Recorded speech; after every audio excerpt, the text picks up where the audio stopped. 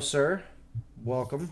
What's the dealio? Why you here? What's the MMR? What position, etc. Okay, so I'm like 3.6k MMR right now.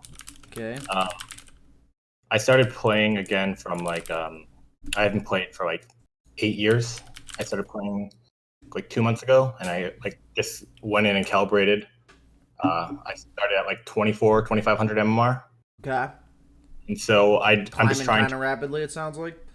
Yeah, mostly it's like I think when I started, I was really like a maybe even lower caliber player than that. I was pretty fucking bad, and I just like have been doing a lot of studying and trying to get as good as possible. Okay. Um, That's why, like, I heard you talking about like this patch. The reason I didn't want to delay it to the next patch is because all of like the fundamental things that I learned and understood about the game are kind of from this patch. So I feel like if we do a lesson maybe like a week or 2 or 3 weeks into the next patch, I won't really know the next patch as well. So it'll That be makes harder. sense. Yeah, yeah. That's fine reasoning. It sounds like you get the idea that you can carry concepts forward and kind of realize that if I'm talking about the meta, then it's just going to be something that realize the concept part of it rather than the how to apply it currently. You know what I mean? Like make the Yeah. I concept don't really apply care about future. winning. I just Yeah. care about like understanding the game. You Yeah, know. yeah. I got you. I got you. So what position do you play primarily speaking? I play two, Okay. and then whatever I get thrown into for flex. Where do you get thrown into? Like probably like hard support, but so like Okay. Okay. for the flex picks. Okay, I'll say 3.6k mid. Okay. So I mean, that's something I don't always ask, but like, why are you coming to me for coaching specifically? Yeah, so I sent you an email like a while ago actually about like this learning project that I was doing about Okay. like I read this I book. assure you, I do read these emails. I just get a lot of random ones, so I don't always remember them. Yeah, So I that's definitely what I will have read this. So what was so it's a running project about what? it's a learning project. Okay. So pretty much I wanted to see like how fast can I learn like how to play Dota, and Okay. I'm like pretty good at games. I'm usually like whatever like legend, diamond, whatever the top percentile, like 1 percentile equivalent is, whatever game I play. It But sounds Dota like is like, you're a tryhard for sure.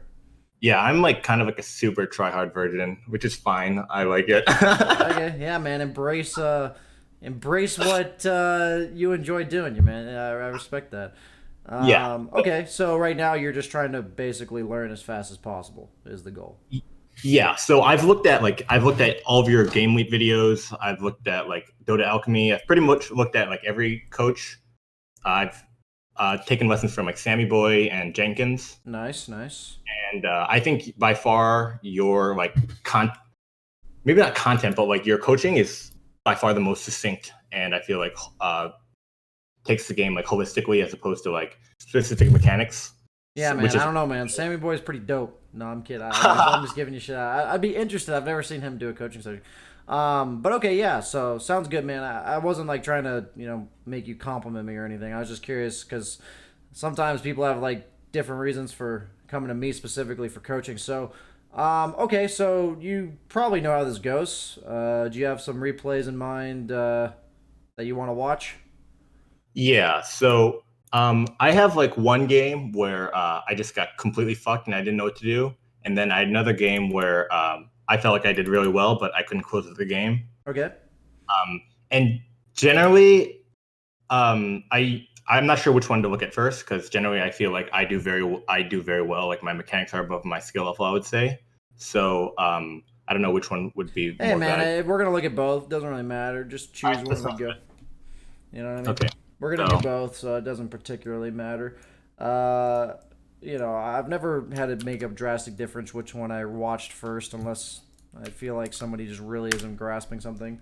Okay, so it's your choice. Discord quality can be kind of bad sometimes. I'll load it up for you in Discord, but if it's bad, you can just tune into the stream. It's like a 5-10 second delay just from Twitch. So, um, you know, okay. usually Discord's fine, but when I start fast forwarding, it's not fine. Like that's Okay, usually I'll have both up just yeah. So definitely just obviously have my stream muted if you're gonna um if you're gonna watch it there. Who are you in this game? I am Team Natalie. Okay. Team Natalie. Cool. So you're playing Zeus. Yeah, Zeus is a hero I hear is much more popular in Loma Mars. We did see IG win a pretty crucial game with it, so I don't think Zeus is particularly bad. He's just not quite the mid laner that most want in this patch. What was really popular this patch is like the Kunkas, the Leshraks, the ODs, heroes that like flash farm and then just like are really survivable and just dump out damage with their spells. Like, yeah, Zeus does like the dumping out damage part, but he doesn't like really pressure the tower, or like he's not the same late game as a hero like OD. Like, he offers something different. Heroes like Kunkka and Lesh, do a lot of roaming early, while Zeus is just pure damage. So it's kind of interesting. Zeus, I don't think, is a bad hero, but he does he just doesn't quite fit the meta. I think next patch, if he gets like buffed, for instance, he'd be like probably really good. Okay, so pretty standard items. I kind of expect to see normal stuff from you in terms of you don't sound like you're gonna bring me some wonky stuff. So did you want to give me real quick, like when you went to sessions with Sammy Boy and Jenkins, what were their like overall biggest impressions of you? Like, do you kind of remember what they said was your number one problem or anything like that? Yeah, so Jenkins thought that overall the game decisions that I made were like pretty good, but if I wanted to solo carry a game, there's like some, I need to do a little bit more. There's like a lot of like, I have the right idea, but I'm not executing properly. Okay. Sammy Boy focused more on like your mechanics are like pretty shitty. So like if you want to win, just like work on your mechanics, Okay. which I really like that they have like different schools of thought. Yeah, for sure. That makes sense based on the positions and the way they play. So, okay, so we got off to a good start. First blood.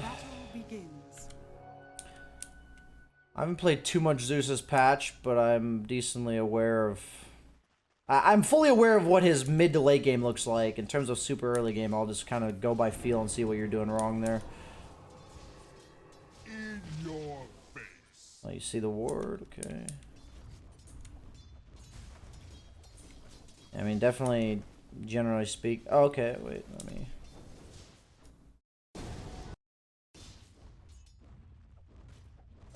You probably know this, but try not to get these two creeps into the tower range. I think you were shopping. This is like I don't know if you're aware of how big of a deal this is. Okay, go ahead. Yeah, so I was trying to keep them like right in front of the tower range, so that when his wave came, then it would be like a 1-to-1, and his wave wasn't like double waving into my tower. And I'm not sure like if it's okay, because I took like maybe like 150 damage worth of like creep harass. Should I just be running like way back and forth throughout I would be, yeah, I'd be running like this way and then this way, like any way to minimize how much damage you're taking, but keeping it outside of the tower. Just because when you put it in a tower like you did, what ends up happening on the next wave is it goes to his hill, and that's like a pretty big deal. I mean, uphill misses add up a lot in the mid lane, like that 25% chance to miss the CS.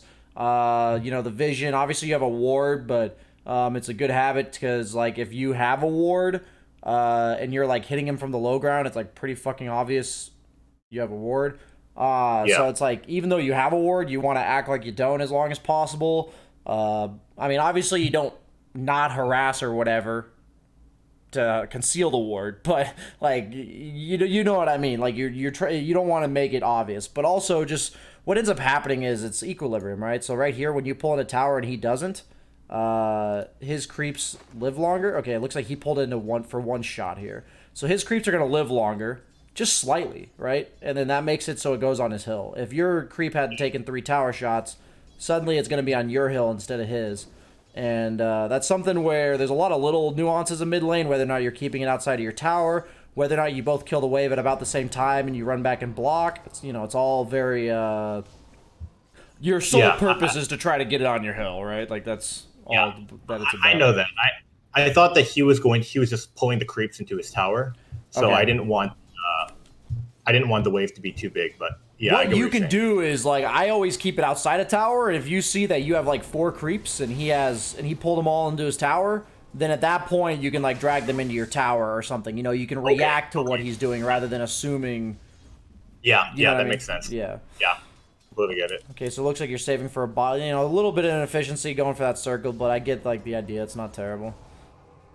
So I'm not sure, like, when I'm in the mid lane, whether like what's the justification or reasoning for I go a few null talismans and like maybe like another salve before I get my bottle. Is it just like if I can afford the bottle, I get it as soon as? Oh man, yeah, it's tough. So what I've noticed, like sometimes when you watch these Zeus players, is just like emo for IG. He went like triple null, like, and he just goes like a bajillion mangoes, right? And his whole purpose was like, and then he eventually gets a bottle. It's rough to describe exactly because it's like a totally a feels thing. Like he's a super aggressive mid laner, and at the highest level of Dota, it's all about never giving any breathing room to the opponent. So there's kind of like if you are at the disadvantage or what, like if you're not supposed to be the aggressor, you're kind of like trying to weather through the storm to get to that bottle. So sometimes as a hero like Ember, maybe they'll get this sense that in certain matchups they'll have to give themselves 2 salves on the way to their bottle. Because if they don't get those salves by the time they're at like 500 gold or 550 or whatever, they're at like 200 health and they're not getting any CS, right? So what they're doing is every 5 CS they get a salve. So that means they're 150 gold closer to that bottle while maintaining their regen, right? But it does take them longer to get to that bottle, but they know that if they give the opponent control of the lane, they're basically just giving them free farm, and they're like almost delaying their bottle timing because they're not getting as much farm because of it. So it's like, and Zeus in particular, it's mangoes, right? Because he, you know, Ember is the one that gets harassed, while Zeus is the one that has to expend mana to continue his presence in the lane. So it really comes down to like asking yourself, do I feel like rushing this bottle limited my aggression or dominance on this lane? Like if there's like this period of time where the last 200 gold towards your bottle that you were forced to play ultra passive because you had no mana or no health or whatever. Like if I get that in regards to regen, but how does that factor into building like bracers or null talismans? Well, no, that's the same idea, right? Because when you're building null talismans, you're gonna not be building regen. So null talismans are kind of paired with mangoes. So like at that point, you ask yourself, like, if I continue the pressure where I like spam null talismans and mangoes, can I get a level advantage on this guy? And thus, even though I have effectively, you know, 280 gold less of stuff because I bought 4 mangoes while buying my null talismans, it's kind of like, what's better, the short-term power or the long-term greed? Because right, you're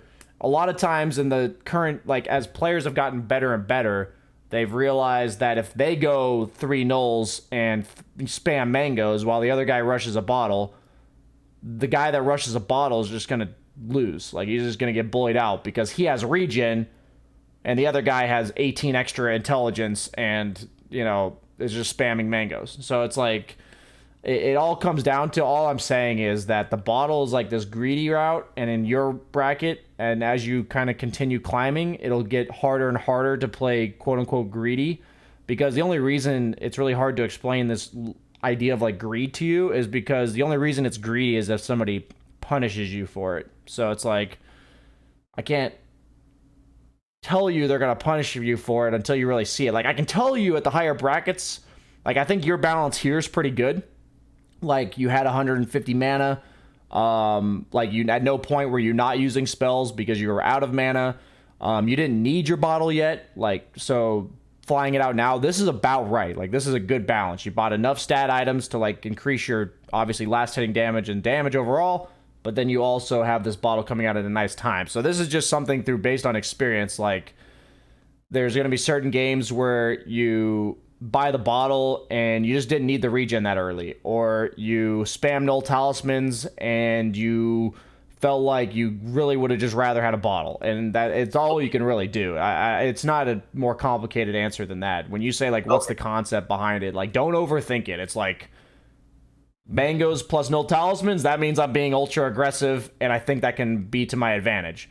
If not, Like, why not just go bottle? You know what I mean? So, Okay. and sometimes you will have to cater to how good or bad your opponent is. Like, if your opponent's just playing super passive and giving you the CS, why would you buy 3 nulls? Like, I'm not saying that get used to people playing bad, but the reason why you're buying nulls is to push him out of lane and maintain dominance. So if he's just giving you the dominance, why delay your items for it? You know what I mean? So, does that make sense? Yeah, but on Okay. that, I was under the impression, or I was told, that like building small stat items like null talismans or like ironwood branches to fill up your inventory space and make use of it and get the small stats is like what you're looking for, even if you're not necessarily looking to push them on a lane. I Like so, mean, if in my absolute opinion, when people ask me about safe lane and they say, you know, how many wraith bands, how many wands do you buy? Like, how do you buy a full wand? Do you buy just the stick? Do you not buy a wand or stick at all? My answer is like, what does it take for me to control this lane? Like, that's my answer. okay, Like, I don't want to. I think that's too black and white to say you should always fill your inventory. These players at the highest level usually fill their inventory because most games the other guy's also filling his inventory. So if you don't, okay, you're gonna lose, right? But like, if okay, I'm in mid lane and say I got first blood and I'm just at a massive advantage and I can use that advantage to get an earlier bottle, like why not, right? Like, but sometimes it's better to push that advantage by getting 2 null talismans and 3 mangoes flown out to me right away. You see that too. So it's like, all I'm okay, saying is that for me, when it comes to these early stat items, I have a gauge of how I think the matchup should be. Like, should I win by how much and all that kind of stuff? And then what's it take for me to do that? Like, how many items do I have to actually buy?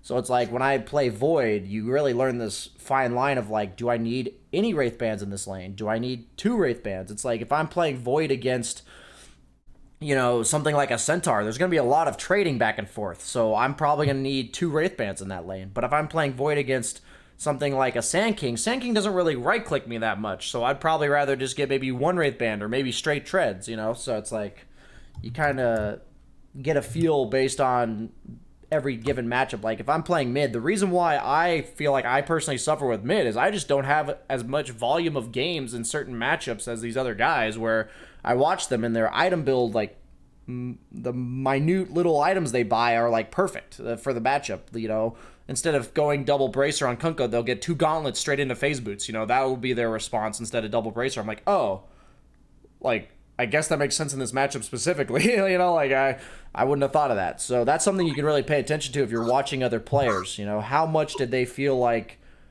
they needed before their bottle? Like if you're playing Kunkka, you know, I've seen people go double bracer first, where they're like, if it's Kunkka against Ember, movement speed doesn't really matter that much. You want the double bracer, but if it's Kunkka against you know, something like a Queen of Pain, you probably want like the boots for like one of the boots early because you don't want to keep getting daggered. So it's just like every matchup's a little different. But okay, I talked a lot about this. Let's go ahead and move forward. That was a long tidbit there.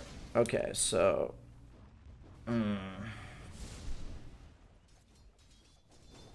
so something to always keep in mind for me is like right here.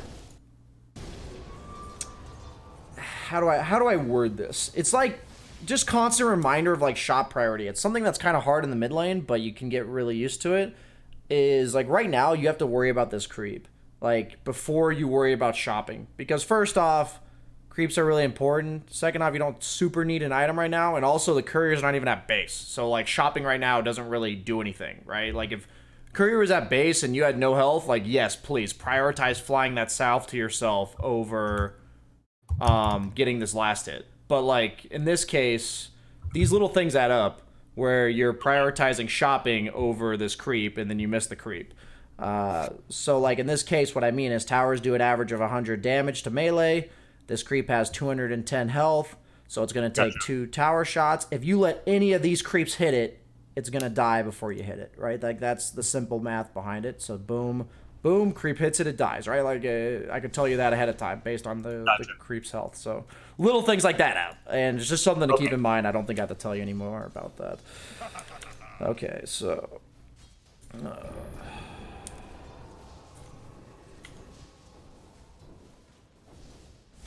I mean overall, I can tell you're most certainly more mechanically skilled than your opponent mid laner. Obviously, if your goal is to climb fast, then I'm not really going to compare you much to your opponent, because that's not what you want to be compared to at the end of the day, because your opponent should be changing rapidly if you're gaining MMR.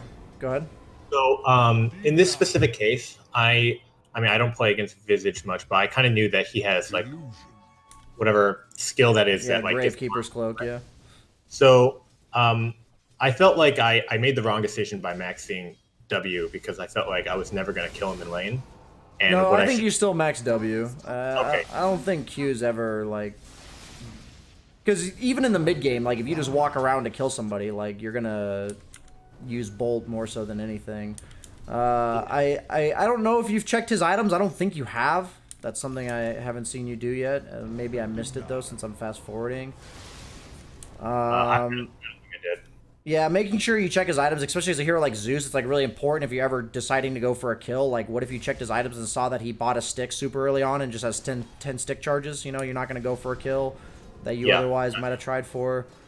Stuff like that adds up. Like, if I'm in a jug lane, I always look if the guy has boots or not. You know, like, every matchup, there's something relevant about the other guy. So against Visage specifically, I would say that once he gets his birds, your lane's kind of over. Yeah, gotcha. Like, and that's just something that, you know, will come with experience of the matchup. So when I'm in control of a lane, there's a lot of things I can do with it. Meaning, do I want to push the tower? Obviously, as Zeus, that's not the thing. Do I want to push the lane and farm jungle? That's like a Razor type thing. Do I want to push the lane and hit the tower like as Lina? Do I want to keep it static on my hill? Some hero like a Queen of Pain? Do I want to push the lane and rotate? That could be like a Tiny, that could be Kunkka as well. That could be Leshrac with Edict, What does my advantage in the lane mean for me? So you can apply that same thought to the opposite, like when I'm at the disadvantage. So, like, once this Visage gets 6, I'm telling you, like, maybe he fucks up and you kill him, but for the most part, all that happens here is potentially somebody comes to your lane and you're dead. Because he'll Grave Chill you, the birds do a lot of damage, they have the stun, he's tanky, obviously, and then they give, like, a follow-up stun, maybe like a Jakiro slow on top of it, and you're dead, right? Like, that's how I think. Like, in this lane, you offer very little to no threat on him. He offers a high potential threat on you. So the way I look at this lane, I'm just going to ask you out of curiosity. I'm going to mute my notifications. Thank you, Collie, for giving me 10 subscribers. That's a huge donation or gift. I appreciate it.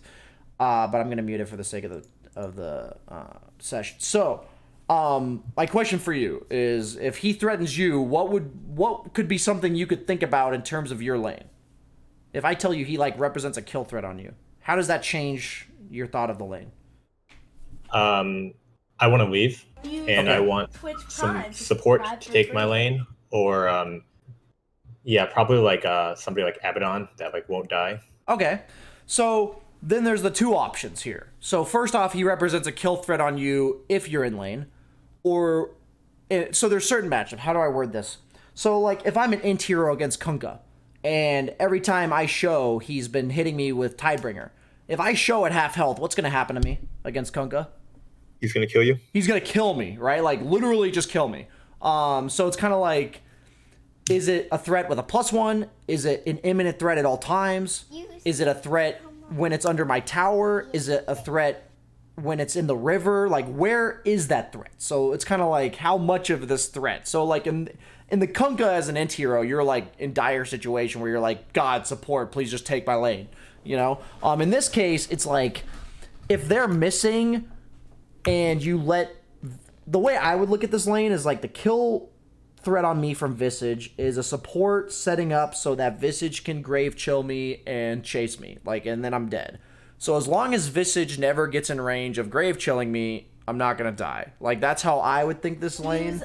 And that's like an analysis that you can, you'll learn over time. But like, I want you to think like this. That's the goal, right? Like, a lot of this stuff comes with experience, where I can tell you Visage can only kill you this game if he gets in range to grave chill you. If he doesn't get in the range to do that, he's not going to kill you. So that's, in my mind, what that means for me. Since I'm no longer threatening him, I want to get out of the lane as much as possible, right? You said, that doesn't necessarily mean you have to leave. That means you could rotate if you want. That means you could jungle. Like, after you push out the lane, that could mean that, you only come back if you want to defend your tower. That could mean all kinds of things. So in every matchup, just know that you have options. So whenever I'm thinking I need to leave my lane, I ask myself, okay, like, let's look at the enemy safe laner's levels and items. Let's look at my safe laner's levels and items. And, like, is there a lane that if I walk there, this guy dies for this reason? That kind of thing. I just think, is there something useful I can do elsewhere? In the mid lane, it's super important that you always push the lane, if possible, before you go rotate. And if you're going to rotate and you're not able to push the lane, keep in mind that it's probably your job to get back to your lane as soon as possible. So, like, your window for ganking is really small. So, like, say you're against this Kunkka and you're Leshrac and you want to rotate real quick, you know that if you're going to do it, it has to be really fast because Kunkka's going to cleave your wave and then hit your tower. So if you're not back almost immediately, you're going to take a ton of damage on your tower. So that may dissuade you from rotating. I'm just like, I'm giving you a bunch of, so if I tell you, this is when you want to come back to the lane. Like, if you come up with that yourself, you'll be like, okay, I have like 15 seconds to do something. I can't gank in 15 seconds, therefore I'm not ganking. You know what I mean? Or like, I can't clear this camp in time, so I'm just going to stack it and come back. Oh, I can clear this camp in time. I'm going to clear it and then come back. So, go ahead. So what happens, like, let's say I know that I can't rotate without my mid tower taking a lot of damage or possibly dying. Yes. But both my side lanes are like losing aggressively. And I don't understand how to make the decision in like, this is worth it, that I should lose the mid tower and help out my team so they don't get like bodied in the lane. My personal opinion is, in the current patch and almost every patch, if the mid tower goes down first, your win percentage is like 30%. Like, okay. I think the mid tower is so fucking important. Like, I think that tier 1 matters so much. It invades both jungles. It allows you to take their mid tower. Like, not only does it make it so they can invade your jungle, but it also makes it super hard for you to take their mid tower at any point because your mid tower is dead. So it's like, yeah, that makes sense. Yeah. So I personally think that you should prioritize your mid tower almost over everything. But like, that doesn't mean, like, say your safe lane's getting dove, right? Feel free to TP, contribute, and then run back. Like, in this case, if I didn't have this regen rune, I'd be willing to TP top real quick, even though it's a Visage that pushes. I'd be willing to TP top, participate in the kill, because there's a shrine available. Because I know if I do that, use all my mana and shit, I go shrine and run back mid immediately. But, like, I would never go top here if I didn't have a shrine. Like, it's that simple, because I know that I would have to base afterwards, and then, at that point, Visage will have already taken my tower before I come back. So, not only does, like, the most important thing I'm really want you to think about is the enemy hero you're against and what your timer is for leaving. Against a hero like Visage, against a hero like Leshrac, you leave your lane for like one creep wave, your tower's dead. Like, that's just what's gonna happen.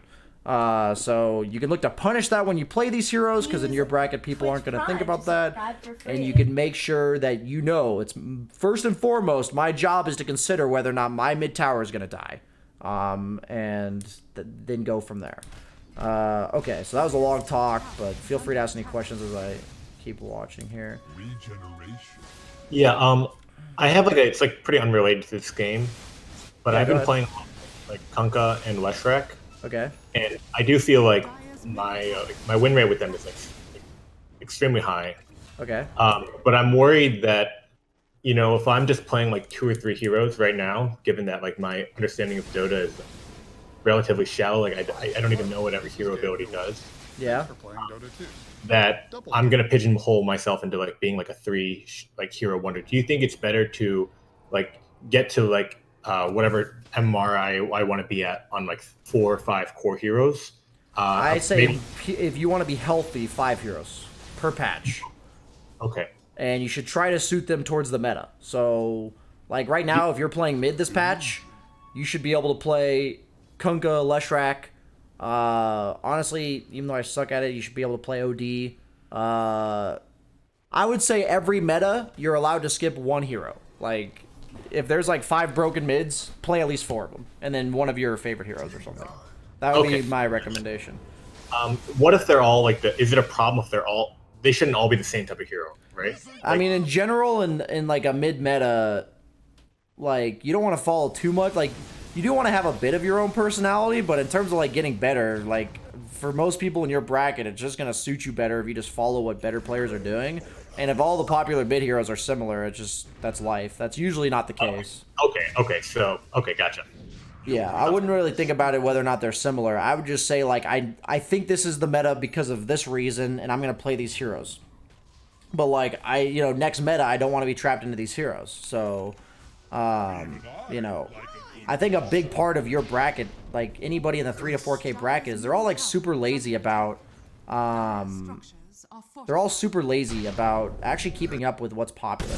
So this is a perfect example where your rotation's really good to this rune, and you just have to go back to mid right now. Like, no more dilly-dallying down here. Like, this void kill is not worth losing your mid tower. Like, the chance at this void kill is not worth losing your mid tower. And so, like, whenever I leave, if you watch good players, you'll see when they're leaving, they're literally doing this with their camera. So, say I'm you. I'm like, okay, rune. Okay, I have this long. Okay, rune. I have this long. They're looking at the lane that they deem their responsibility, and they're checking it to see if it's pushing, to see, like, if they see no Visage there, like, by all means, they're going to go pick up this rune, maybe even go hit a jungle camp first, their whole farming pattern is dictated by the lane that is their responsibility. In every game, like, sometimes as a mid laner, that the mid lane is not necessarily your responsibility, but in your bracket, people aren't going to be good enough to, like, take over your responsibility in the mid lane. So a lot of games, it's like, to keep it simple for yourself, it's going to be defending your own mid tower. So, so right here, you're just seeing the Visage taking a lot of damage as you're kind of lingering. And it's like, by the time you get there, it's like, the catapult's already at your tower. You might lose your tower here just because it's a Visage. I'm not sure. It looks like he's going to be pretty... I mean, that's the thing. People don't generally pressure in your bracket. So I would have made sure I was there about 10 seconds earlier, but he didn't really punish you for lack of not being there. He might even give you a... Nice. Okay, that works. I've never played against Visage before. Yeah, Visage is a weird hero. Yeah. I don't really understand what he does. He buys, like Helm Dom, Pipe, AC. I mean, this guy's not buying a fucking Pipe against you. Or a Helm Dom. I mean, the hero just hits buildings. His strength is that he's really hard to fight into because he buys a bunch of teamfight aura items and he kind of dumps out a lot of damage with his kit. Like, his kit does a lot of damage and he's, like, naturally super tanky. But the weakness of Visage is he's super immobile. So, he never responds to stuff. He never ganks. He kind of just walks at buildings and takes them. So, you want to prevent him from walking at buildings and taking them to your best of your capability. Okay, gotcha. Generally, mobile split pushers with damage over time spells are really good against Visage. Like Ember, PL, these types of heroes are generally really good against Visage. Pangolier. Okay.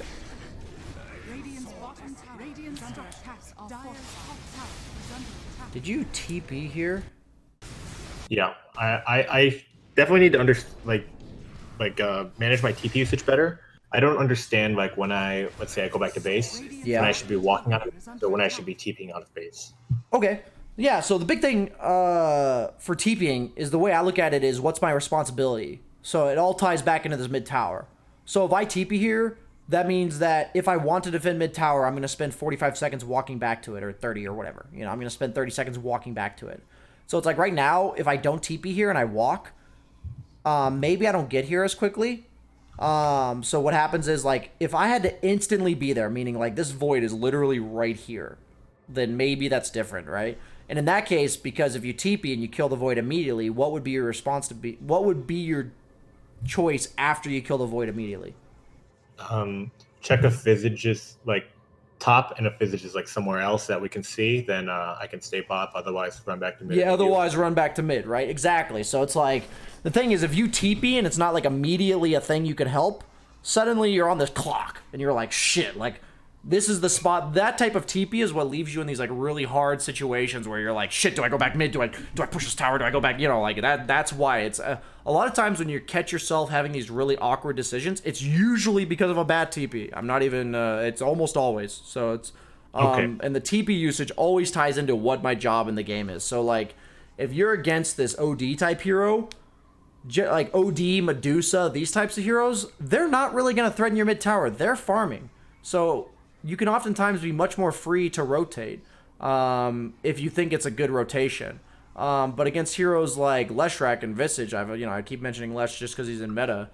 You have to constantly be aware that anytime you rotate, you're giving up your mid tower most likely. So like all that does is say your rotation better be real fucking good, otherwise you lost a mid tower for it. So in your bracket, you're not gonna get punished as much because people don't think like this. But like if this Visage was good, the minute he saw you TP, he'd instantly stop jungling, run straight back to the mid lane, and kill your tower. Like that's what he would do. Okay, yeah, that's I want to hear like what the ideal thing is because that's what a good player would do. Like a lot of good players, they think like you, or think like I'm telling you to think when they're on the defense.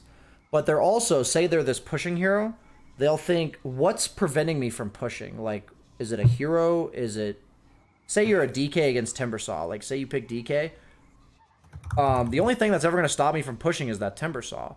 So the minute that Timbersaw TPs to another lane, like say Timbersaw TP bottom to fight, I'm almost certainly like TPing or walking top and just hitting that tower because I know what's stopping me from pushing is that Timbersaw. So I'm going to go respond by killing something that he's not at. Like that's the best thing I could do. So in your case, like Zeus is a very D-push heavy hero. He's like the Medusas, Medusas and Zeus type heroes. Their job is to defend their tower, not take one. So that's why we're giving you this flip perspective for Zeus here. But in terms of the actual pushing heroes, like if you're playing one of those, in that case, I just think what's my condition for pushing? Always look for it to occur, and then if it does, at that point the decision kind of makes itself. It's like, oh, that's easy, The hard part is coming to the right conclusion about when you're supposed to push, like understanding the game well enough. But if you're thinking about it actively and you're making an educated guess thinking, oh, I saw this hero, I'm allowed to push now, and then you die, for instance, you'll be like, what did I miss? Or like, what did I not think? Or whatever. So major thing here is it's your job to defend towers. A lot of Zeuses generally go bots in this type of situation. Just because it allows you to be in multiple lanes. So it's just worth considering that in pubs, if you have this good of a start, you could just go back for bots. Just because bots are kind of like a regen rune, right? They let you TP base and then come back on the map. But they also let you TP to a fight and then go TP to defend a tower. That's a big deal too. Like the fact that you can show up to fights and still do your job elsewhere. That's what the bots are like most broken for. So just worth considering there. Yeah, I usually go bots. I thought that I had to protect mid or hold out lanes. So I wanted to like stay stagnant somewhere and then just support my team with like the ult and the Aghanims. Yeah. That way I could be effectively at two places in once. And I guess I'm not really sure. Let's say, assuming I don't have mana problems, in what cases that I want to be stronger. And what cases that I want Boots of Travel. Okay. Yeah, I mean, so like in this case, the reason why I had like Boots of Travel, like on top of anything else, is nothing's more important. Like that was a 4-man rotation by you guys to take their safe lane, and what happened during that time? They took our mid tower. Yeah, Visage single-handedly took your mid tower. Like in the higher bracket, if I like get my own tower in the mid lane, I'm like, this game's fucking easy. Like, yeah, you guys are up and it's like different, but like if I'm a mid laner and I'm winning my lane and I get to take the tower for free at like 7 minutes, I'll win like 90% of those games. Like, because that means I won my matchup and then the other guy wasn't playing well. Like that's what it meant. So it's like, well, now I've got this extra 300 gold and all this map movement I can make. Usually mid laners like Visage, it's like a gateway tower for them. If they take mid, they're going to almost certainly walk directly top and take that next too. So by defending your mid tower, you're also defending your top tower, which it's like the opposite for carries. Like if they're pushing heroes a carry, a lot of the time they'll take this one first, and then that'll be a gateway to this. So good teams will prioritize really highly defending their safe Okay. lane because they know it's protecting their mid lane. It kind of goes like that. A lot of times it mostly depends on which hero on the opponent team is the objective threat. Okay, so I know I'm talking fast. It seems like you're keeping up. So generally speaking, with all this stuff I'm dumping on you, I always recommend just watching it back and playing it one thing at a time for yourself. Like, so Yeah. I would say for the next like 10 or 15 games, your first priority would be like really thinking in depth your role towards defending mid tower, like how much threat is on it, and making sure if you lose it, it was unavoidable. Like, there are games where you're gonna lose your mid tower, period. But like in this game, it was avoidable, and I don't want to see that, right? Like, that's what I want to avoid happening. Okay. Okay.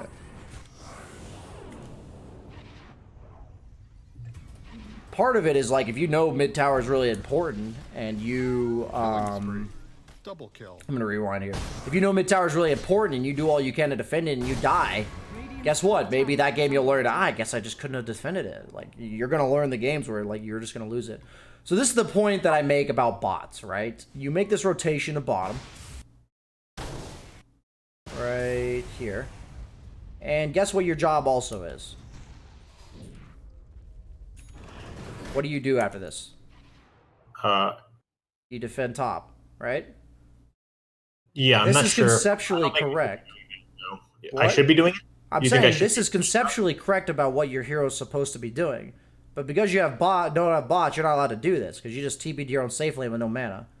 Yeah, so, that makes like, sense. you're literally removing yourself from the game for the next 80 seconds because you have no mana and you just TP top. So, like, what bots allow you to do is contribute to that fight, push this lane out with this wave and the next one, TP scroll back to base, and then run back out, and you're on the map in like 30 seconds. Effectively, tower defended, 2 creep waves farmed, lane pushed out, and you're back on the map in 30 seconds. Like, that's what bots allow you to do. So you're thinking you want to contribute to this game. I'm telling you, you go for these like early to mid game contribution items, and by the way you moved on the map, you're just not in the game. Okay, that makes sense. You have 250 mana, and you're a Zeus, just walking around, right? Like, that's... Yeah, you see the difference? Okay. Yeah, I just thought, I guess I used to have the thought that, like, because bots didn't give any stats, that it was like more of like a late game item that like you build to like when you didn't need to help out your team, as opposed to like no. Ever since bots got reworked so they don't share the same cooldown as TP scrolls, bots are more about being able to farm but also show up to fights on heroes that previously couldn't do both. Okay, that's what they're about, and they might change that next patch. But like, the goal is if you're playing a hero like Zeus, you want to be able to do what I'm telling you are your jobs in the game, while also being able to show up and be a part of the game, right? So the next patch, maybe that item build will change, but the concept is being able to push out lanes and show up to fights. Okay, that's like glaringly obvious now that you pointed out.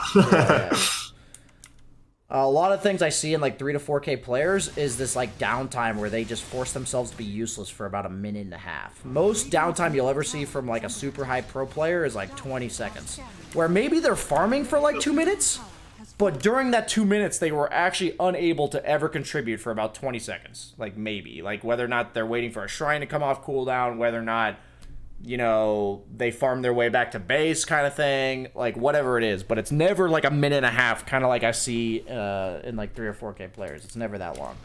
So minimizing those windows. It's going to happen sometimes because you got to like balance being greedy and efficient with participating in the game. So like right now, I think your movements on the map are super awkward. If you have boots of travel, you're pushing out bottom lane and farming it, and you're ready to show up to this fight. But since you don't have boots of travel, you're just lingering with the team, and, like, I think you're supposed to be at this fight. Like, that's how I'm thinking about it, like, conceptually, to tell you what you're doing correctly. You're supposed to be at this fight.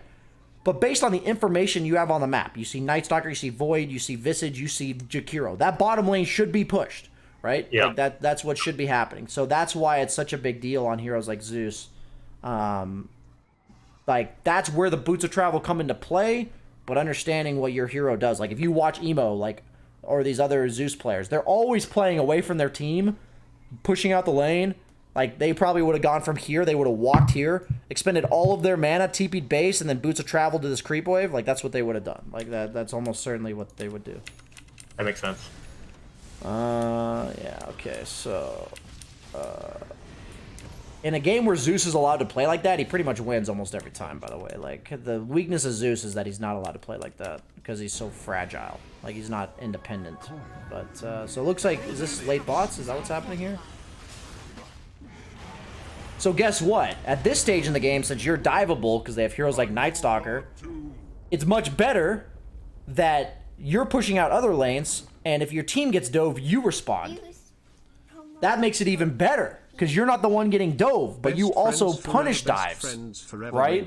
So not only, like, everything is happening right now because you're not pushing out bottom, and you're not pushing out bottom because you want to be at this fight, and the only way you can be at this fight is by being there, because you don't have bots, right? So, like, can you see how much is going wrong, right? Like, I know I'm highlighting the same mistake, but at the end of the day, it is playing out this entire time, right? Like, that, you're seeing it over and over. Like, your certain heroes, like Abaddon, those are the heroes that are supposed to, like, face tank tower defense. Like, they're the guy that puts themselves in front of the tower and defends it. Zeus is not like that, right? Like, Zeus, he, like, defends the tower by poking it, but he does not sit there when he knows the enemy team has 4 heroes. Like, that's not what Zeus is gonna do, because, like, if you're a good player and you see a Zeus defending his tower and you have 4 heroes there, my first inclination is we gotta dive the fuck out of this guy. Like, that's like, that's what we have to do. Like, otherwise he's gonna bolt us down or whatever. So okay.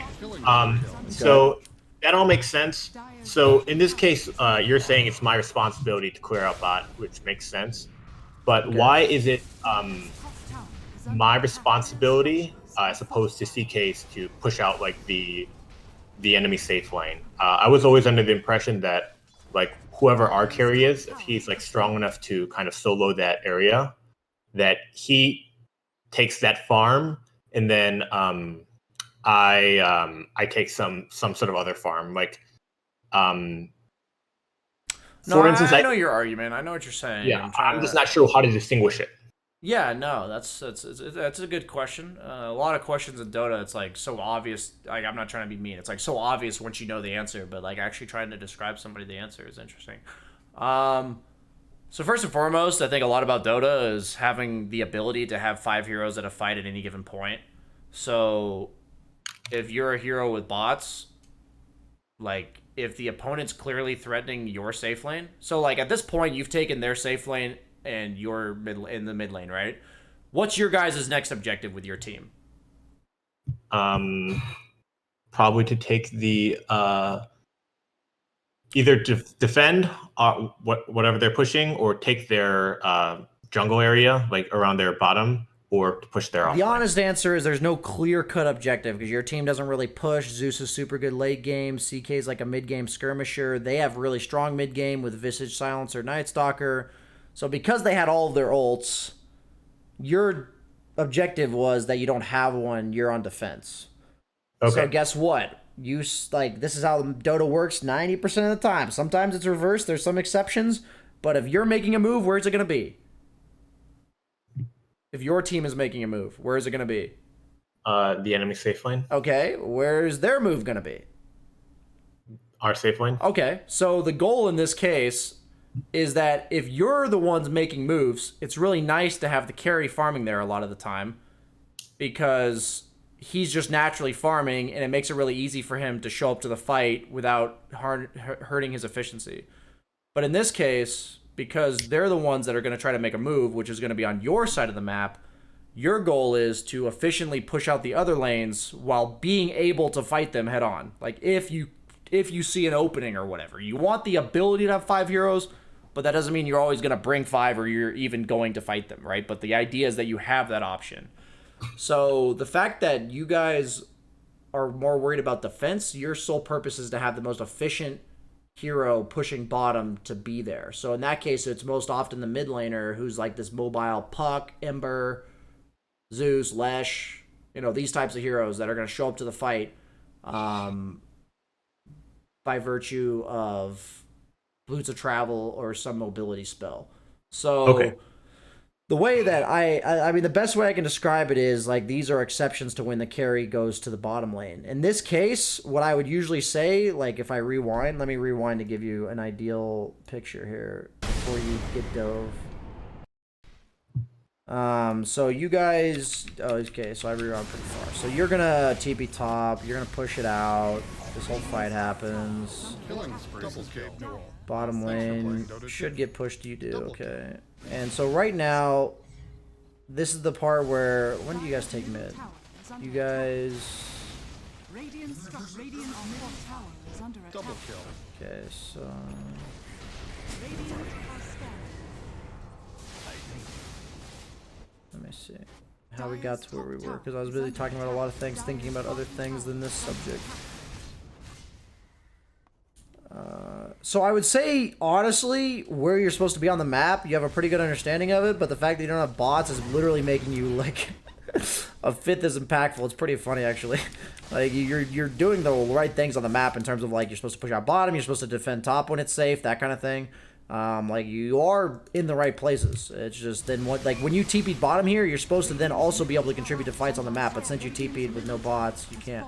So at this very given moment, there's no clear objectives for my team for, like, a long time. Like, that's just how I'm thinking about it. Like, I don't really have any natural pushers. Like, yeah, if the enemy team throws, but it's nighttime, they have all their shit, their team's really scary. Like, that's how I think right now. We took this tower, their team's really scary. So my first, go what ahead. do I do? Yeah, what I get? Sorry, I guess you're getting to that, but this is like a huge part of it. I never know what to do when. Yeah. So go ahead. Sorry, I don't mean to interrupt. I feel like we always end up forcing something, and the fights feel really unnatural. But I guess like this kind of stems to a bigger question: is I never know what team wins fights, Okay. or which team wins the game later. Like, I just don't know how to tell that. Like in this specific game, this is a problem I had. Is late game, I didn't know whether or not we would win. So I felt kind of pressured that we should try and win the game sooner than later. Not that I felt like we had to force fights, but I always have a really hard time telling like what team wins in the mid game and what team wins ultimately. Generally speaking, the way I look at the game of Dota, rather than who wins late game, is I ask myself who's stronger right now. Like, who do I think is stronger right now? If I think they're stronger right now, I ask myself, when do I think it gets better? And if the answer is it never gets better, then we just fucking do something right now. like that's the answer. So I either come up with a time where I would rather do something, or I'm like, shit, this game never gets easier. Like, even though I feel like we're weaker, we got to do something, you know? You see that in pro matches sometimes where teams make like panicky looking moves, but they know like if they do nothing, they're going to lose, and they know they're behind, so they just do something crazy. So like in this case, I mean, a lot of times it can be based off of item timings. It can be based off of ultimate cooldowns, you know, who's stronger or whatever. I would say in this game, late game, like, could definitely go either way. I don't think there's like a clear cut favorite in this game. And I would think like right now, I would think anytime both teams have all of their abilities up, the enemy team's better. That's kind of how I would think about it, like in a 5-on-5 engagement, because I told you, Visage, his weakness is mobility. So, I like in this game, I'd probably be looking for a fight where we have the lanes advantage, and we get a pick off to start the fight because of my immense amount of burst damage, plus like the Sand King CK type heroes where they like stun the guy, and the guy will die, and that's stun. And I think if we walk into them as 5, we'll lose every single fight. Like, that's how I would look at your team comps right now.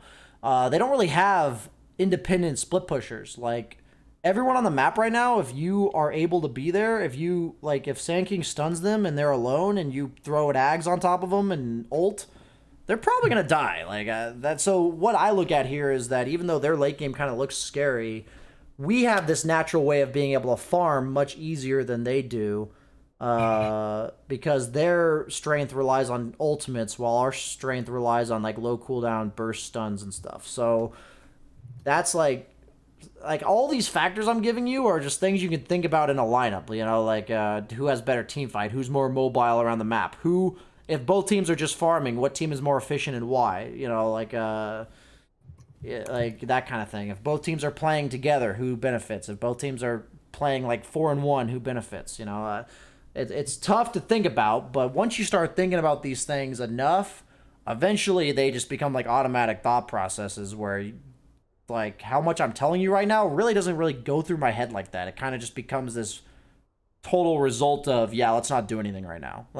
Like that's how it gets interpreted in my head over time. So I know it sounds complicated, but I'm making sure I give you these factors so that once you consider a factor enough times, it becomes very natural how that factor affects your decision, and like you'll process that very quickly, almost subconsciously, without having to dedicate thought process to it. So in this case, because I'm thinking about this, like they have a lot of ultimates, we just got a tower.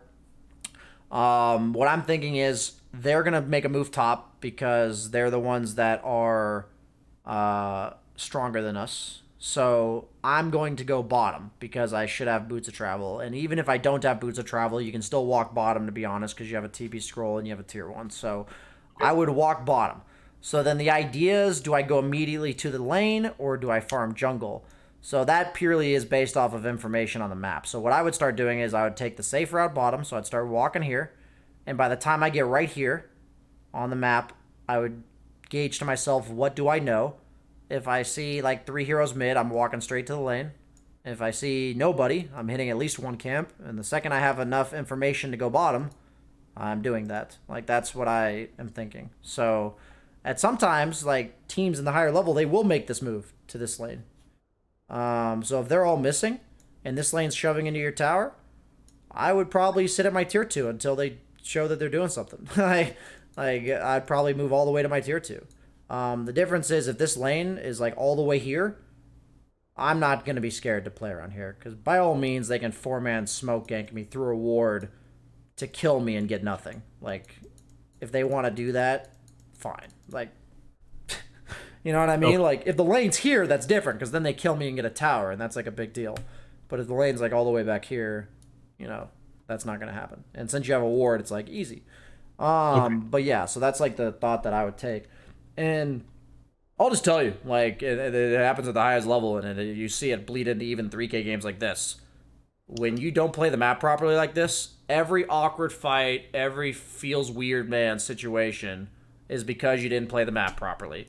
I say to people in coaching sessions time and time again, every time you have a weird fight that you're like, why are we taking this? Please look at what you did the 2 minutes leading up to that fight and ask yourself, where you should have been on the map rather than where you are now.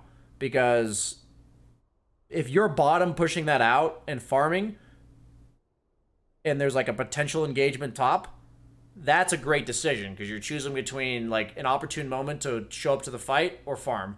If you're sitting top waiting for something to happen, you're like, is something going to happen? And then you die. Like, that's the difference. Okay. That makes sense. Yeah, so it really is always map movements that dictate how awkward fights occur.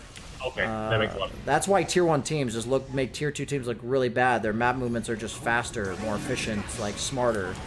And the tier 2 teams suddenly like, wait a minute, and then they're dead. By the time they process that they're like in a bad situation, they're already dying. So that's like a pretty big mishap, obviously, that you died. Your number 1 net worth in the game. You lost 2 towers because of it. Heroes like Visage do punish that a lot. Yeah, so that's the big deal. I think Blink Dagger is a completely reasonable item in this case. I don't really know if you have the luxury to buy Ether in this game. I think Yules is like super important. You're against a Night Stalker. Faces Void, Time Dilation, Global. So my justification for that was if Void jumps on me, the only way I could like avoid that was by repositioning with Blink, and then if I Yules, I was going to be dead anyways.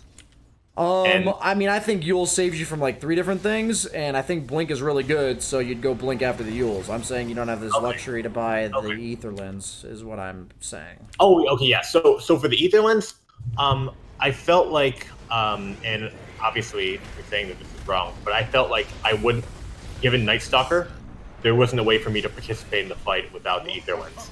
Yeah, I mean, I just think in terms of their heroes, like his 200 cash range is going to save me. And I know you think about Night Stalker, but most Night Stalkers just buy a Blink. And blink on you. So, Yeah, that makes sense. Okay, this good. is the... If you want to learn something, this is the game, I think. Where is it?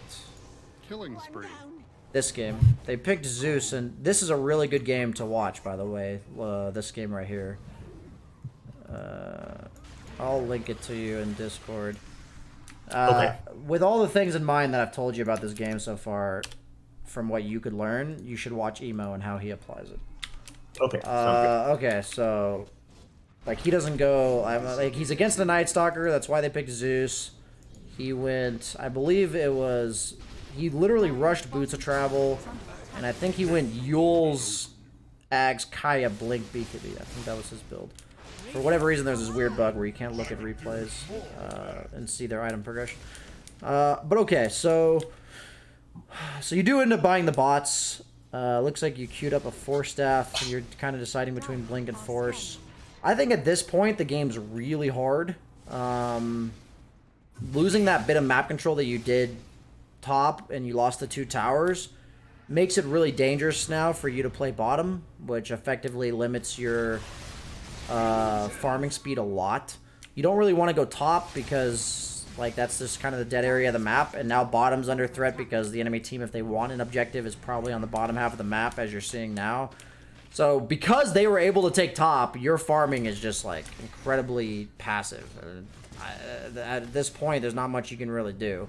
You're kind of forced on your side of the map. You let top lane push, you just got to make sure you're positioned well.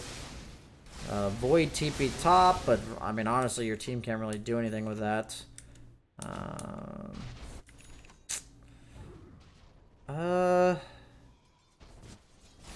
Hold on, I'm gonna be right back. Right, 30 Yeah, you're seconds. fine. I'll watch it if I have anything major, I'll tell you.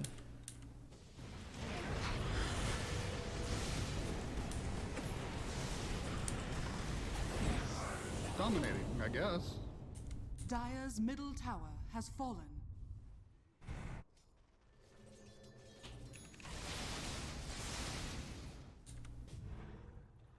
Dire's bottom tower is under attack. Dire's bottom tower. Radiant's top tower is under attack.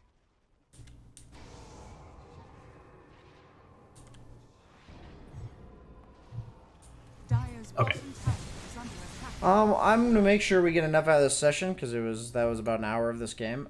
I really want to say that it's kind of interesting. I've been coaching Kali. She's my girlfriend. She's about the same MMR as you are, and I've been coaching her, and she plays these like Lina type heroes, and it's pretty noticeable when you play these like squishy position based spellcasters that farm that way, like Lina and Zeus, kind of similar.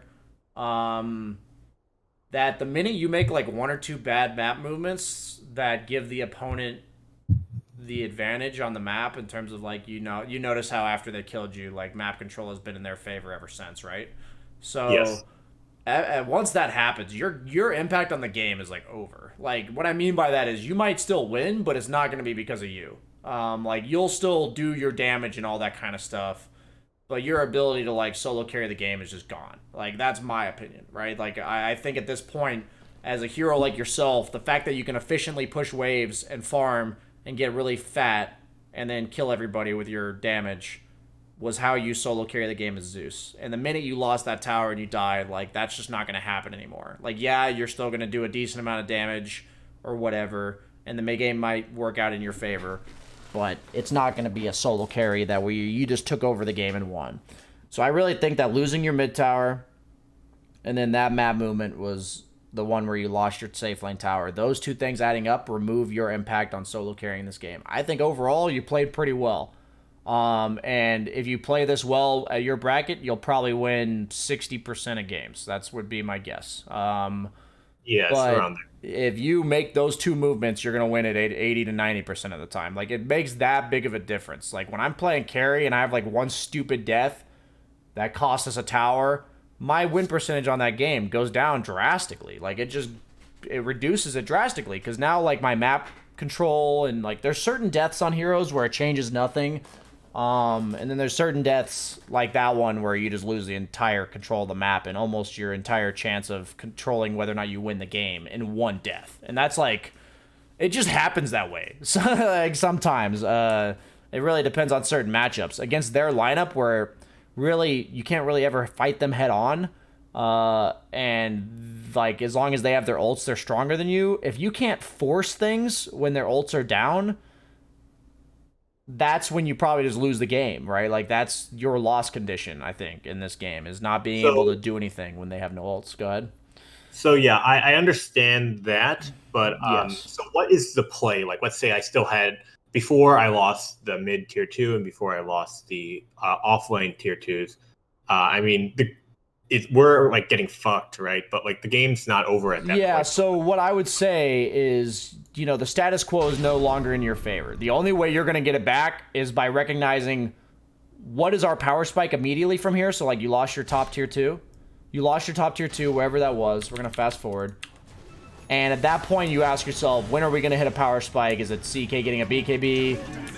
Is it a heart? Like, look at your teammates' items and go, Thanks for playing. this guy's a weird-ass build. But you ask yourself, like, when is that going to be? And the minute that happens, you smoke into them and cross your fingers and hope it works out. Like, that's your choice at this point. Because against a lineup like theirs, like, I look at this and I say, okay, guys, with CK Heart, we're going.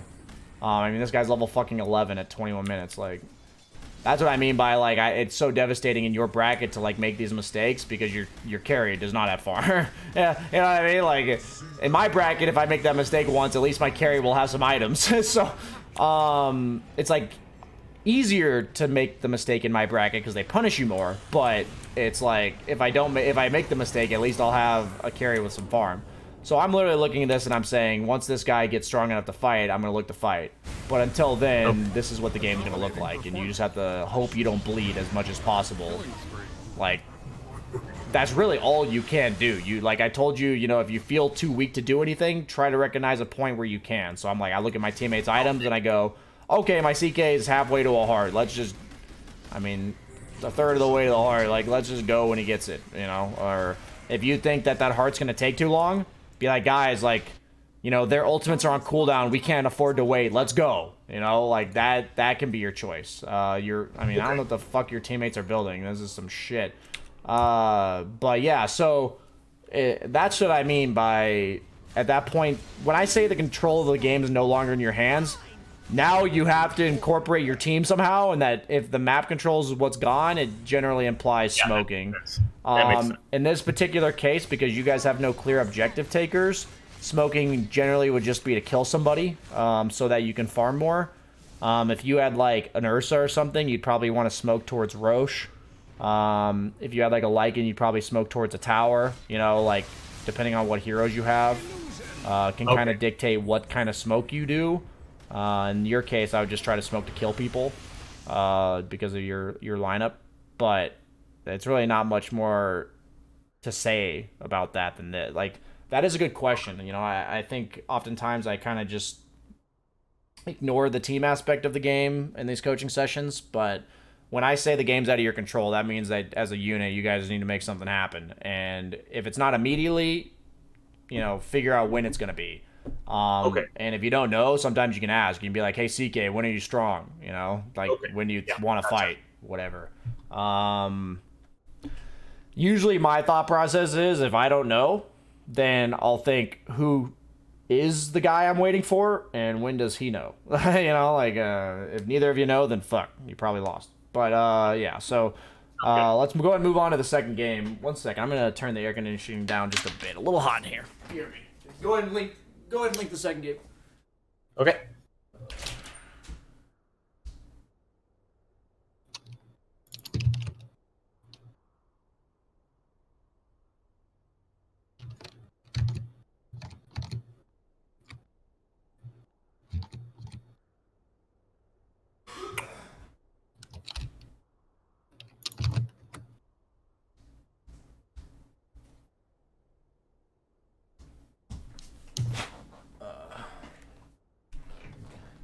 Okay, so second game. Okay. Who are you in this one? Viper, and this is like a completely different type of game because Okay. I just had no idea what I was doing Nice. the Okay. entire game. I felt my item build was wrong. I felt that my skill build was wrong in lane. I felt that my rotations were bad. Pretty much everything I did, I was just like, what the fuck am I doing? Okay. I'm down to flame the shit out of you. Sounds good. So it also obviously a loss. We'll watch. I'll be spending probably about 25 minutes on this game total. So if there's one part you really want to see, I'll just let me know and I'll make sure I get to it. If you just skip straight to like 5 minutes. 5 minutes? Okay, sounds good. And then you can comment on my skill. I think the skill build that I build, I feel like I want to hear your comments on that, or like the skill build. I feel like it wasn't You're bad. against Zeus mid? Yeah. I don't know the intricacies of Viper's skill build this patch. I've seen like a lot of different takes on it. I think I mainly just have issues with the double Wraith Band. I really see no purpose in building double Wraith Band here. Like double Wraith Band on Agi heroes is all about like right click trading and fighting back and forth, and that just doesn't apply in the Zeus matchup. If anything, if you were like gonna go Atos, you could just get double Crown instead of these double Wraith Bands. It accomplishes a similar thing, because also Viper's like farming speed isn't really auto attacks, right? So it doesn't help you farm either. So it's kind of like, what do these Wraith Bands change about anything? They don't make you stronger in your matchup. They don't make you farm faster. In this case, when I'm playing at Zeus, what am I worried about in a lane matchup? Getting nuked. Yeah, I mean, just sustaining, right? Like, that's all that matters. So, your build doesn't tell me that that's what matters to you. So, like, in this case, like, I would probably have gone... I mean, I 100% get a Hood this game. It just matters. Like, I'm getting probably Hood Greaves and maybe an Atos. At that point, maybe I just need a BKB or something. But it just comes down to looking at their lineup and being like, holy shit, that's all magical damage. There's a lot of poke, like a lot of damage that just hits me. Coddle Blast, Night Stalker, Zeus is going to poke me down. Ember, if I'm ever pushing against Ember, he's going to slide a fist me a bunch. Who else on my team buys sustain? Who's healing me on my team? No one. No one. So like, it ain't gonna come from somebody else, So with all that in mind, these are things that can be applied to every hero, right? Like, I'm not a perfect Viper player. I probably wouldn't skill build ideally. I probably wouldn't, because that's just something that comes with playing the hero 5 to 10 times, and you'll be like, yeah, okay, I realize I should have built like this. In terms of skill build. That's fine in that case. Yeah. So, like, for you, like, I think your skill build's not unreasonable. Like, you're trying to maximize farming. You have 1-3-1. I think that's completely reasonable. Is it optimal? I don't really care. You'll figure that out on your own in terms of by feel. But in terms of items and your ability to play your hero, that's what I will have an issue with here. Sounds good. Okay, so we're gonna go fast forward a bit. Because you seem to have pretty, like, clear-cut reasoning for, like, whenever you're doing something. So, with that in mind, like, as long as you have reasoning for something, I'll kind of trust that you'll self-correct. Like, that's kind of how I look at it. Everyone's a bit different. Sometimes I have to, like, make sure I guide them in the right direction. For that kind of stuff, I'll be like, yeah, I'm pretty sure he'll self-correct it. So, okay, So at this point, I really I had no idea what to do. I didn't know like what kind of lane should I go to? Like, should I just like TP out and like should I just farm up? I really wasn't sure if like I should go to a lane or where I should head up to. Yeah, I think at this point you're just maximizing efficiency, and I'm just gonna flame it again because it's all that matters. Is like the fact that you're building the wrong items makes your game plan super fucking awkward. Like, you don't have a clear-cut timing from this build. Like, whenever I'm farming or, like, playing efficiently, I'm kind of thinking to myself, why am I farming? Like, what do I need to feel comfortable no longer farming? Like, if it's something where if I'm Leshrac and I was in lane, right, and I got 2-0-2 to win the lane, and it's like, I want to rotate to towers. Maybe I need 2 points in Edict before I do that. So I'm just going to hit some jungle creeps and be efficient. And then once I get those points in Edict, I'm going to go run somewhere. Like that, that's something I would think about. It's just like, I guess you're kind of your items and skill build should paint a picture of how you view the game is going to go. So if you think you're going to be doing this sustained farming thing, or what if you don't think you're going to do this and you end up doing it, that's something you can learn from too. Because usually sustained farming, like people in your bracket actually have a pretty good idea a lot of the time where they're like, God, I don't think I could really do anything. And I'm in agreement with you. Like you said, I don't think I could do anything right now. And I'm like, yeah, I agree. Like you should just be doing what you're doing, where you're hitting some neutrals, you're rotating back to mid, pushing it out, hitting some more neutrals. And so with that in mind, specifically thinking about your mid matchup, get rid of the Wraith Band, suddenly you have like a headdress and mana boots already. Like, you have that health regen and some mana boots, and you're just doing what you're doing faster, like more efficiently because you have more sustain.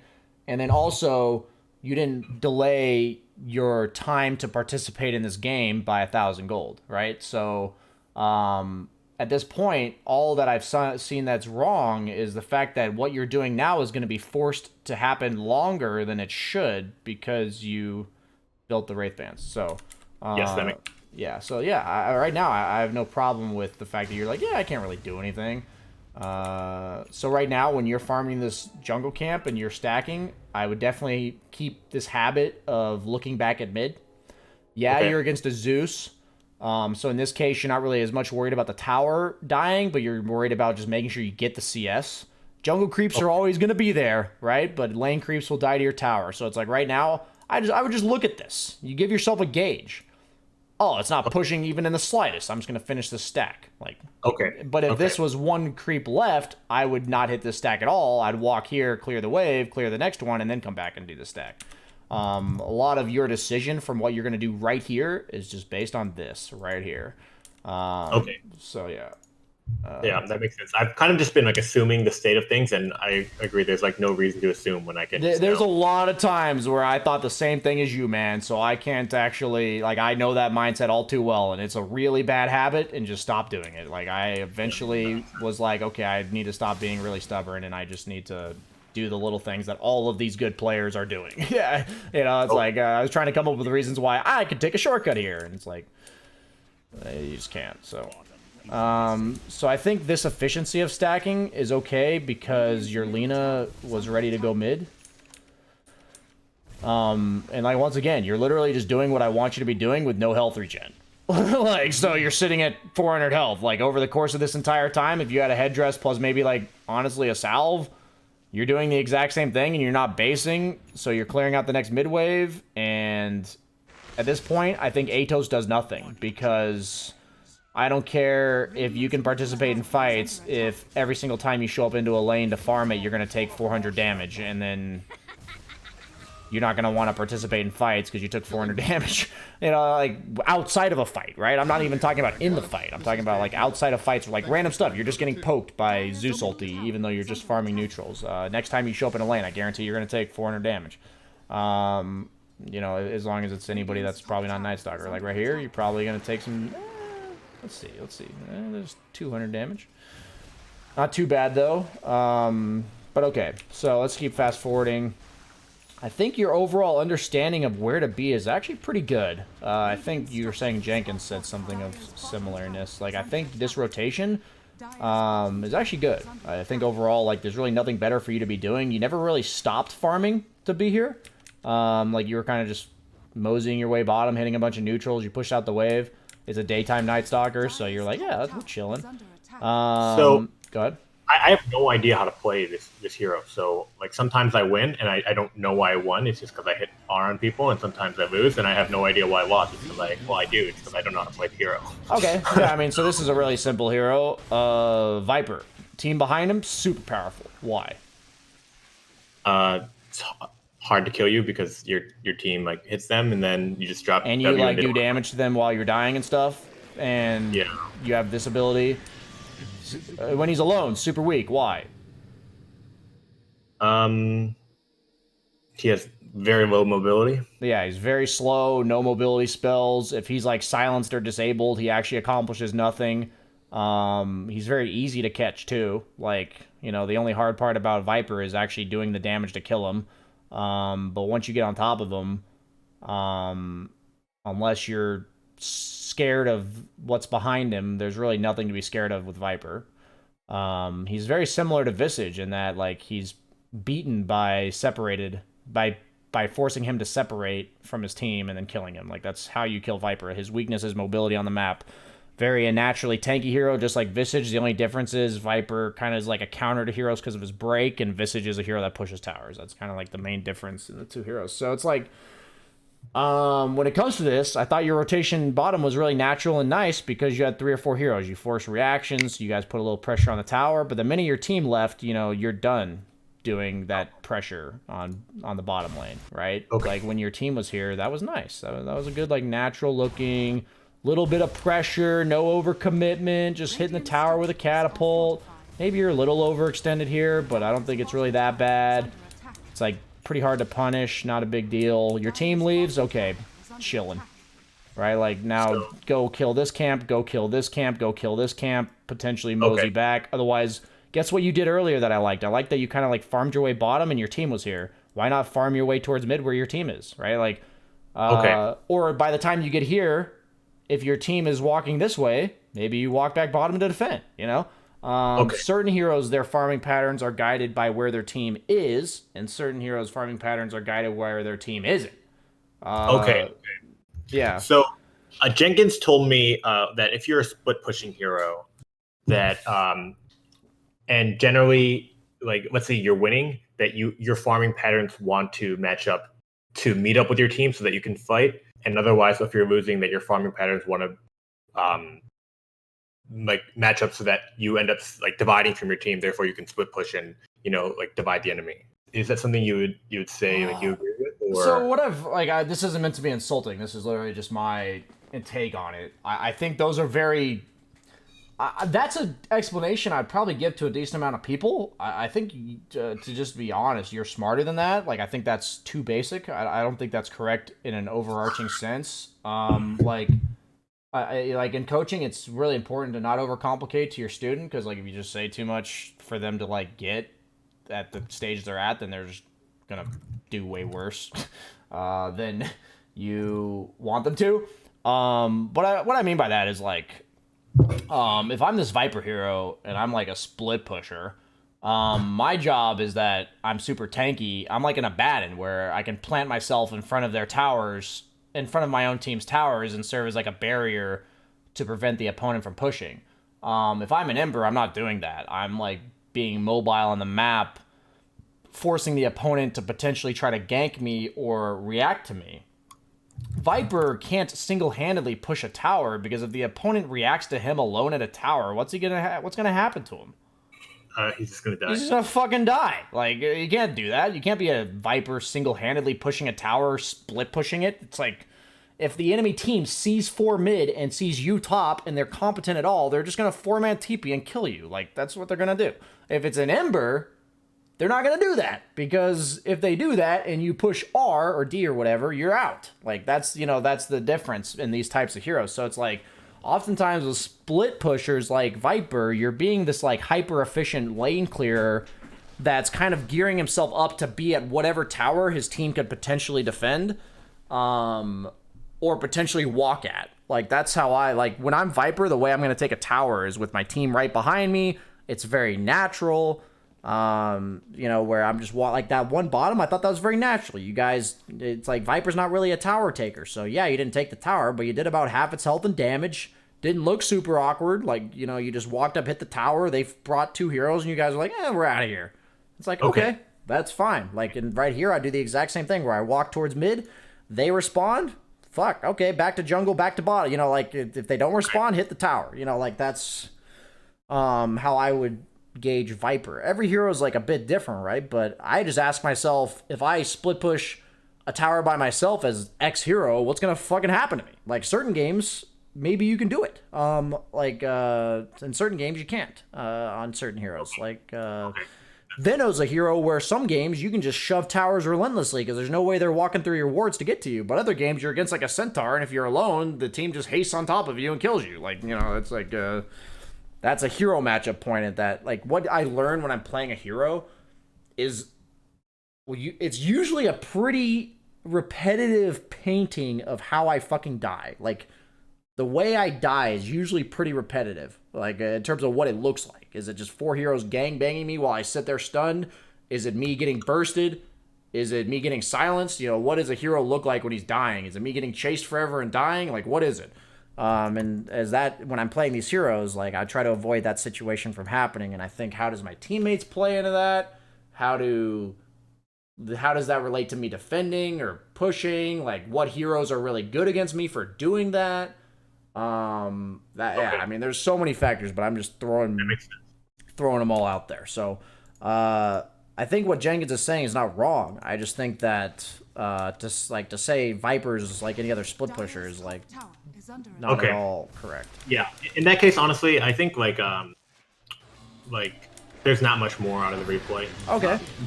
Fundamentally, I felt like I didn't really understand the hero, and Okay. I think it's like kind of like a waste of time where like I'm a little bit on tilt and like Okay.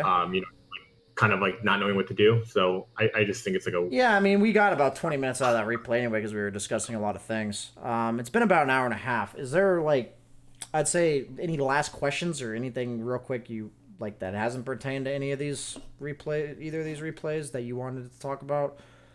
Yeah, do you know any like solo practice strategies that like either you use or other pros use or just people in general? Because for a lot of the other games I've played, they have like pretty popular ways to practice by yourself or ways to like maximize like mechanics and stuff like that. And I was just wondering if there's like maybe some tool outside. I mean, that's the big problem with Dota, honestly.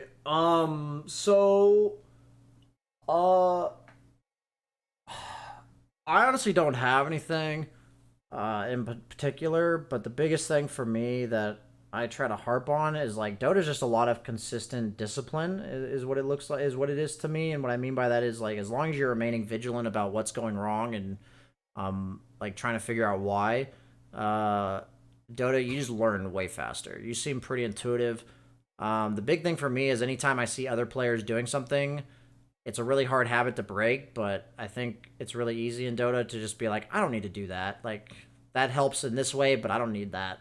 I think it's really big that you work on one isolated thing at a time. Like, if I tell you you should check mid-wave every time you're leaving, and you should consistently worry about mid-wave every time you leave, you should spend the next 10 games playing the exact same hero where you're isolating the factors, meaning like you're playing the exact same hero every game so that you can focus on that factor single-handedly. And then like once you clean up that factor where like you're catching yourself automatically checking mid lane every time you leave, you can move on to something else because then that'll just bleed over into all your other heroes. You know, it's all about muscle memory and making it subconscious. So I think a lot of people, they either try to fix too much at once or they don't like let it ingrain in their mind.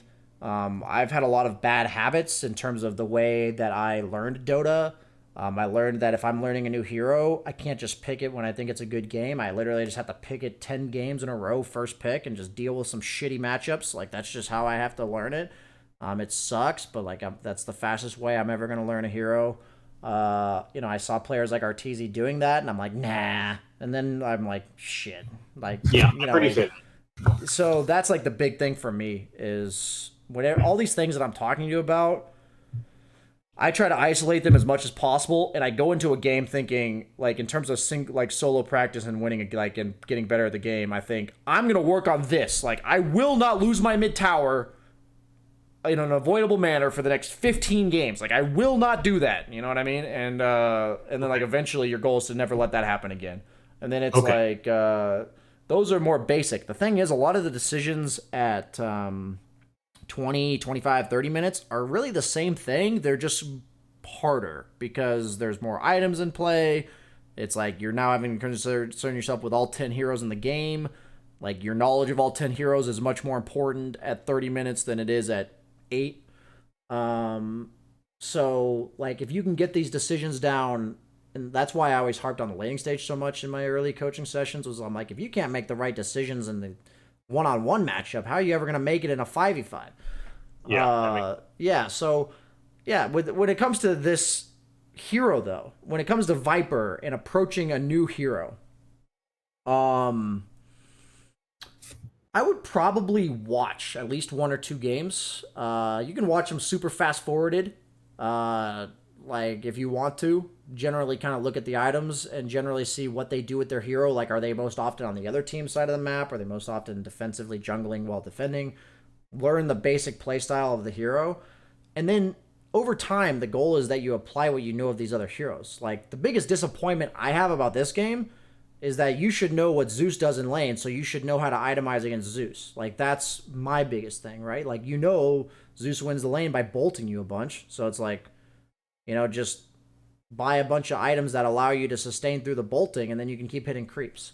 Okay. And that's every hero. Like, maybe it's on Viper, it's a hood, but on, you know, on Kunkka, it's 2 salves. You know, like every hero is gonna achieve that differently.